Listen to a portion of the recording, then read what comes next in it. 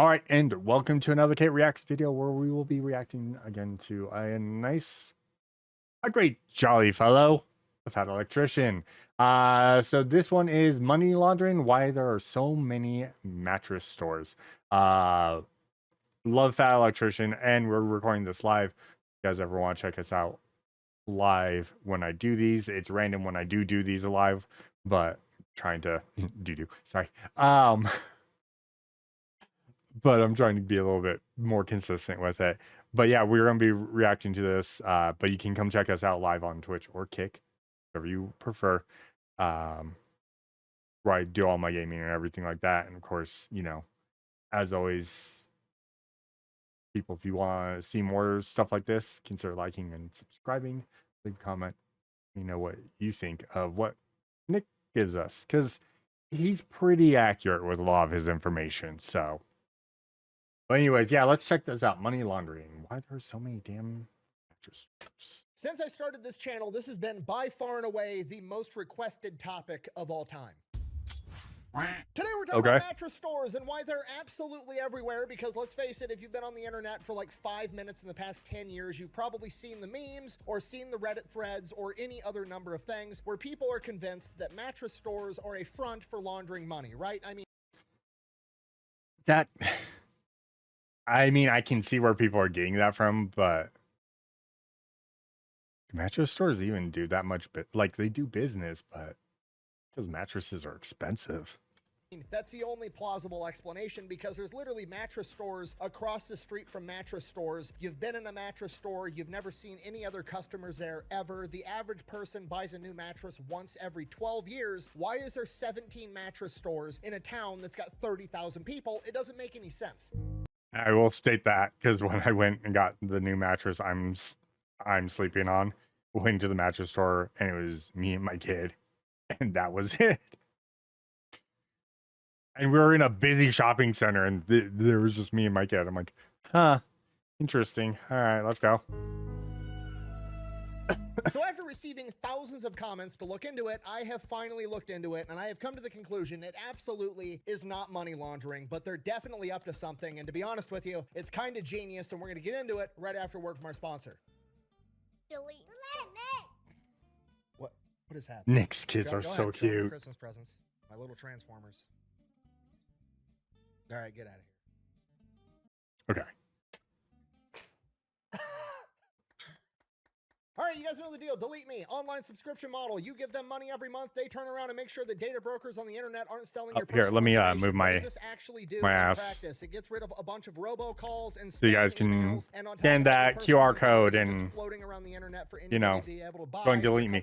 By the way, I use delete me. Delete me is a really good thing. It works out really well. I've actually had a lot of reduction of like spam calls and stuff like that. It's honestly kind of creepy. So it's kind of nice. My name and my email address, and that was it. They came back to me a couple of days later and was like, is this your address or one of your previous addresses? It was. Is this your mom's full name? Uh-huh. Is that your dad's full name? Uh-huh. Are you related to this person? Did you go to this high school? They knew everything about me and knew exactly who I was just by me giving them my name and my email. All I had to do was answer a couple of yes or no questions as to whether or not that was in fact me, which it was, at which point they're like, cool, go ahead, pay for our subscription service. We'll go to all the data brokers where we found this information and force them to delete it. And as long as you keep being a paying member, they will continue to monitor all of these data brokers for your personal information, and if these data brokers do acquire it again, they will force them to delete it again. Not only does this mean your personal information isn't floating around on the internet, it also means you're going to get less telemarketer phone calls, you're going to get less spam emails. In my opinion, it's definitely worth it. I've been using them since before they were paying me to talk about them, and I'm going to keep using them after they quit paying me to talk about them. If you want to give it a try, I'll have a link and a discount code down below. Let's get back to the video.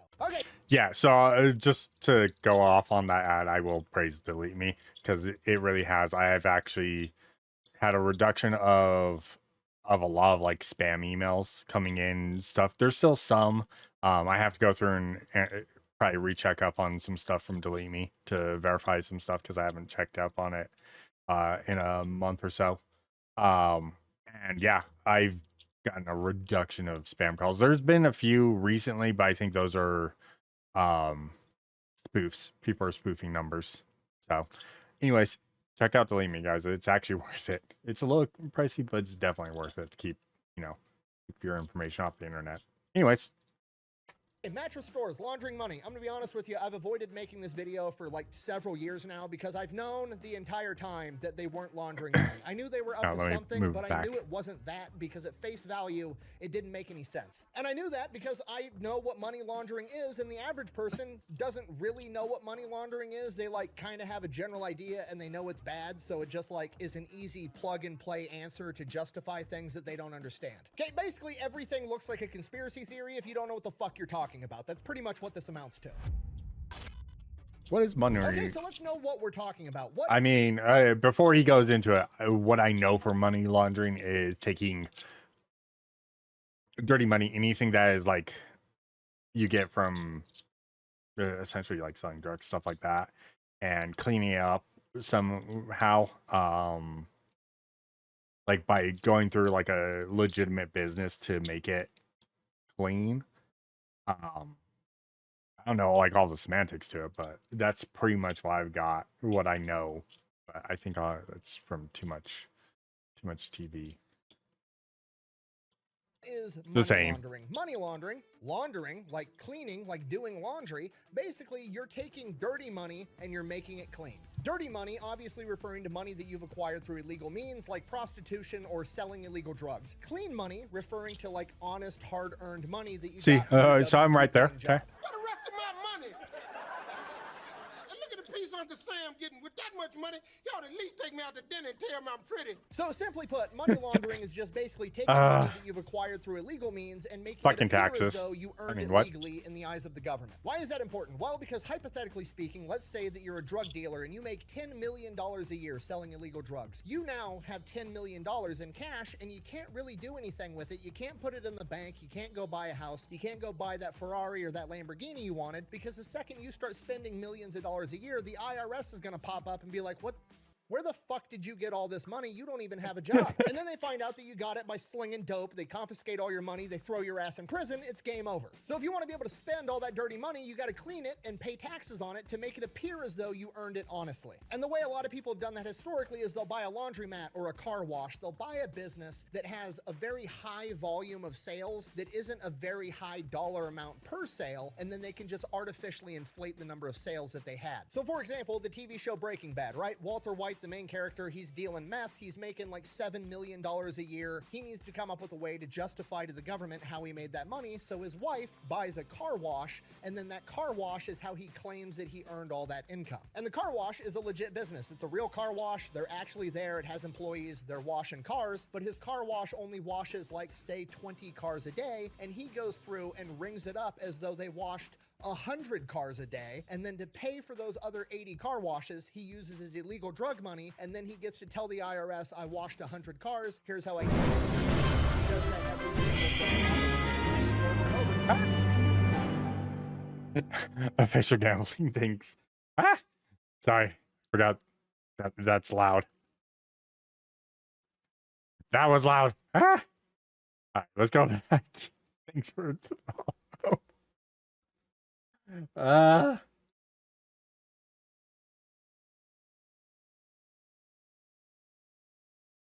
okay, I'm good. I washed 100 cars. Here's how I came up with this money. And he does that every single day on a loop, repeat over and over again till he justifies all that drug money. Yep. You gotta do it, man. That's really good. I shouldn't. And this is pretty much money. I gotta do it, man. And this is pretty much how I knew that all these mattress stores weren't being used for laundering money, because it doesn't line up with the business model, right? If you're wanting to launder money, Makes sense. you want to be able to say, I washed 100 cars today, when in reality you only washed 20. You can't really do the same thing with selling mattresses because there's a paper trail. Okay, think about it. If you get audited by the IRS and they're like, I don't think you actually washed 100 cars. Cool, fucking prove it. I said I did. I typed it into the cash register. Guess what? I did. The end. They can't prove shit. If you turn around and try doing it with mattresses and you're like, I sold 100 mattresses on Tuesday, all they have to do is go to the mattress factory manufacturer that you buy mattresses from and be like, hey, how many mattresses has this guy sold this year? How many has he bought from you? Oh, he's bought 100 mattresses this entire year and he's telling me he sold 20,000 mattresses? Obviously, he's fucking lying. Game over. You lose. The end. Buh! Couldn't they also look at all the cleaning supplies that you didn't use for your car wash and know that you weren't actually cleaning that many cars? Buh! Yeah, sure, they could, but I mean, think about it. It's fucking soap and water. Just buy enough soap to wash 100 cars and then dump all the soap that you don't use down the fucking drain. Ta-da, the evidence is gone, okay? I mean, that's the good way of doing it. I mean, you're losing some money, but I mean, you're making like $7 million a year from illegal stuff. You know, you kind of gotta spend a little money to clean it up. You know, just saying. Do that with mattresses. You've got to explain why you're taking 7 semi-loads of brand new mattresses to the landfill every fucking week, and they're gonna catch your ass. Okay, on top of that, another reason money laundering selling mattresses doesn't work is because mattresses are like anywhere from $1,000 to $5,000, and the average person only buys one mattress every 12 years. Is that what I think it is? Customers. Meaning that if you're trying to launder money by selling I will state, yeah, again, I think before this mattress, my last mattress I had for forever. That's also because mattresses are expensive. Just saying. mattresses in your mattress stores in a town with 50,000 people, and over the course of a decade you sell 180,000 mattresses, that's going to raise some eyebrows, whereas something like a car wash or a laundromat won't, because guess what? People are washing their cars hundreds of times. People are doing laundry every fucking week. Like, this is a recurring thing that you can justify. This is why doing money laundering via selling mattresses doesn't make any sense. So the entire conspiracy theory that mattress stores are a front for laundering money, complete fucking nonsense. No, they aren't, okay? That doesn't change the fact they're definitely up to something. We agree on that. Because they're everywhere, right? It's insane. I live in a town of 35,000 people. We've got like 7 mattress stores inside of this town. It doesn't make any sense whatsoever. There's literally mattress firms across the street from other mattress firms. Like, they're definitely up to something. And it took me a little while, but I finally figured out what they're up to, and it's completely legal, but it's also brilliant. Okay. It's just one big real estate play. That's the entire business model. They don't actually give a shit about selling mattresses. They just want to occupy high-value real estate for 10 years and then sell the lease. Okay, so here's how this works start to finish. Basically, a real estate developer comes into a town. This is a growing town. So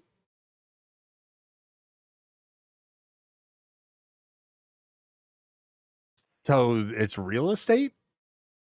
It's legal. If it's legal, it's not fraud. So what?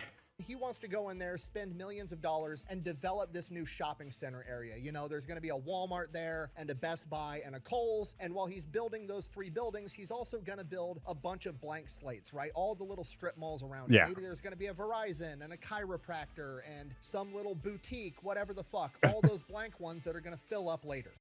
Are you guys here for the half? Ads every single time, people.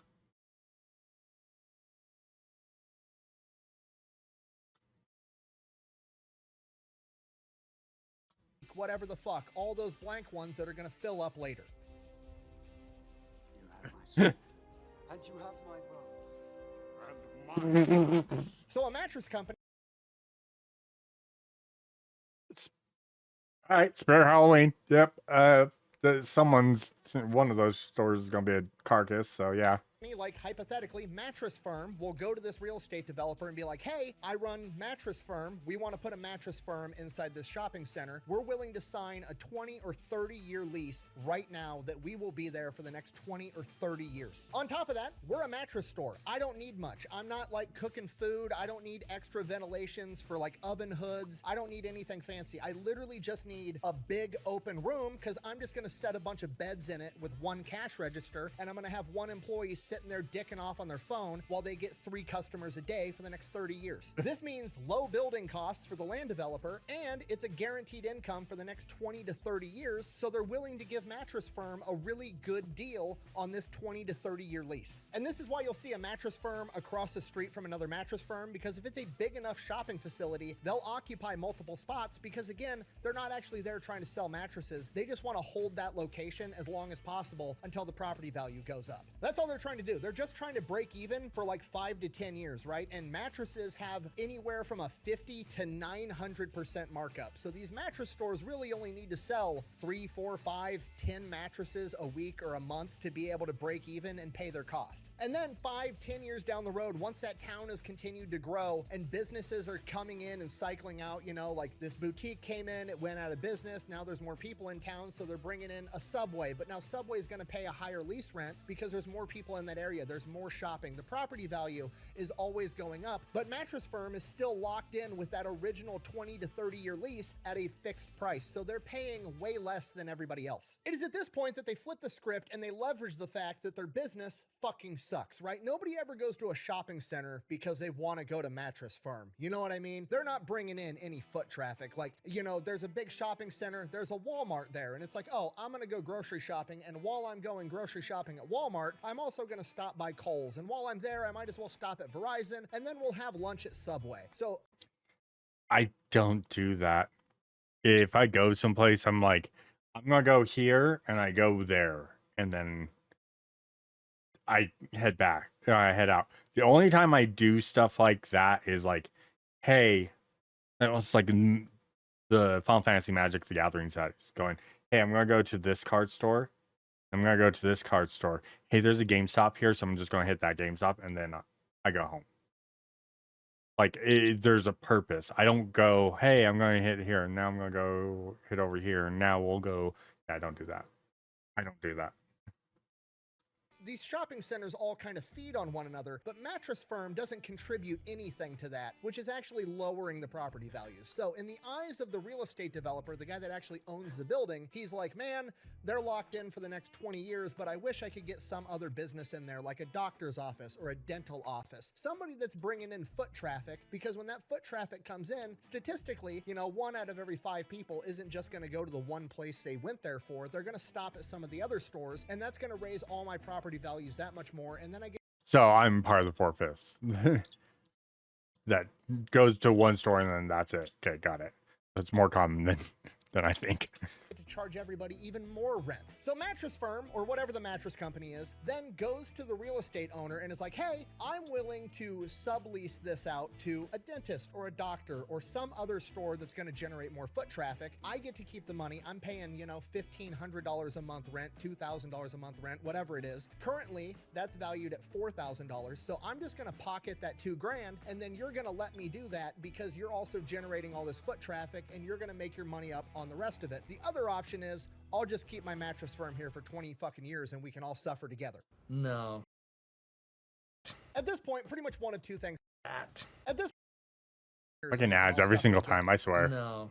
Don't like that. At this point, pretty much one of two things happens. The real estate owner agrees to let the mattress company do this, either letting them sublease or selling the lease outright for this discounted rate because they know that they're going to make money off the property values of increased foot traffic. Option B, that's not good enough for the real estate owner. They don't just want to make more money by increased foot traffic and increasing the rest of their property value. They also want to be able to charge fair market value on rent of that location. So instead of letting the mattress makes company sense. make That a bunch makes of sense. money over the course of the next 2 decades by subleasing or selling the lease, they turn around and they're like, no, I'll just give you one big bulk sum of money so I can break the lease, then I can turn around and rent it for whatever I want. Basically, the real estate owner has to just pay them to leave. Like, the entire business model is just being like barnacles for shopping outlets. Like, I'm just gonna get here and Articles. That's funny. I'm gonna fucking live here and survive and be a pain in the ass for everybody. And if you want me to leave, it's gonna cost you. Okay, but that's like the small case-by-case basis, right? That's not where the real money's getting made, right? You gotta realize there's a certain amount of convenience in the fact that they own thousands of locations in every major city all over the entire country. And that's not an exaggeration. Like, to put it into perspective, there's like 17,000 Starbucks in the United States. There's somewhere between 15 and 18,000 mattress stores in the United States. So where that's ridiculous. Ton of money is that being is able to leverage ridiculous. and bundle all of that together. Okay, so hypothetically, say there's a new urgent care clinic that wants to open up locations all across the United States. They want 500 locations in every major city all over the US. They've got pretty much 3 options. Option A, they can go and do 500 different leasing agreements with 500 different businesses all over the US, and it's going to take forever and be a fucking nightmare negotiating 500 times. And if that's the route they go down, they go in, they then have 500 different construction projects, right? Because all all 500 different locations aren't going to be the same thing. They're taking over a frozen yogurt spot in this town, a Subway in this town, a dental office in this town. They've got to go in, re-gut everything, and build it from the ground up on the inside. Option B, they can build their own facilities brand new from the ground up, but that's an even worse option because now they have to go in and they have to deal with 50 different states that have 50 different laws, and then inside of those 50 different states, they've got to deal with 500 different cities that have their own municipal laws with different codes every single time. They have to get everything rezoned for the right zoning. Then they have to go build and construct it, and the entire thing is going to take years. Option I'm stopping there just because I know that pain, because for the company I work for, well, every single time we start building we have new builds coming, and we have builds that we've known about for probably 4 years, and we're now like, it broke ground 2 years ago, but we're still like a year out from opening because of something in the electrical code, something with the water line, something with this or that. It just like random little nuanced codes, and it drives, or like, you know, this tank needs to be like this way, and you have to spend like $6,000 more per tank to make it like fire retardant and stuff. Like, it's ridiculous. And so like, we've literally had one store where like, cool, blah blah, we went to get our CO to open it, and fire department walked in and went, oh, by the way, that's out of code, so no CO for you guys. We'll see you guys in 4 months. Yeah, it's not fun.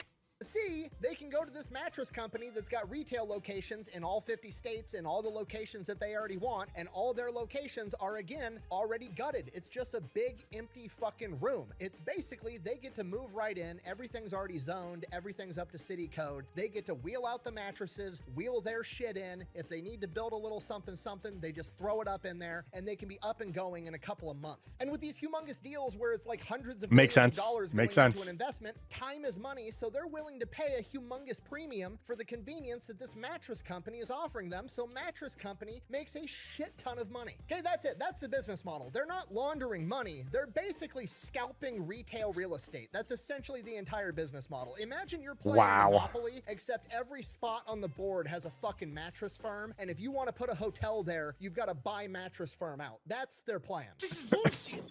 All right, take it easy, man. It's basically the retail version of a slumlord, right? That's what slumlords do. They go in, they buy up a bunch of single-family housing. They just try to break even on it for 10, 15 years. Once the housing market's gone through the roof, they then turn around, sell the houses. That's where they make all their money. Mattress Firm is doing the exact same thing with retail shopping locations. That's it. So, in conclusion, mystery is solved. Mattress companies, while they are absolutely everywhere, they're not up to something nefarious. They're not doing anything illegal. They're not a front for laundering money for the cartels. They are quite literally just scalping retail real estate. Myth busted. Thanks for watching. Best way to support the channel is go buy some merch, maybe drink some Echelon. All that's available over at thefatelectrician.com. Quack bang out. All right, does Nick give us anything after? Nope, he doesn't. Wow, that's a first. That's been a minute. Oh, I still need to watch this one, The Colonel. But yeah, that was Money Laundering. Why there's so many mattress stores. That's the more you know, right? And yeah, this was a Fat Files. So this is the Fat Electrician, but this is the Fat Files, his Fat Files channel. So go check out Fat Electrician. I'll have a link to this video in the description of the YouTube video. Again, great. He's autistic about information. He hunts down information like it's like like his life depends on it. He comes out with a lot of great information. He makes it good. It makes it very interesting, funny at the same time. So it keeps the attention. Yeah, I love listening to Nick talk about stuff. But yeah, that was about the mattress stores. I did not like something was up because yeah, you know something's up, but I did not know that, and it makes more sense. That makes a lot more sense. All right, well then, yeah, that was that video. So everyone, I will catch you all in the next one. time. Take care.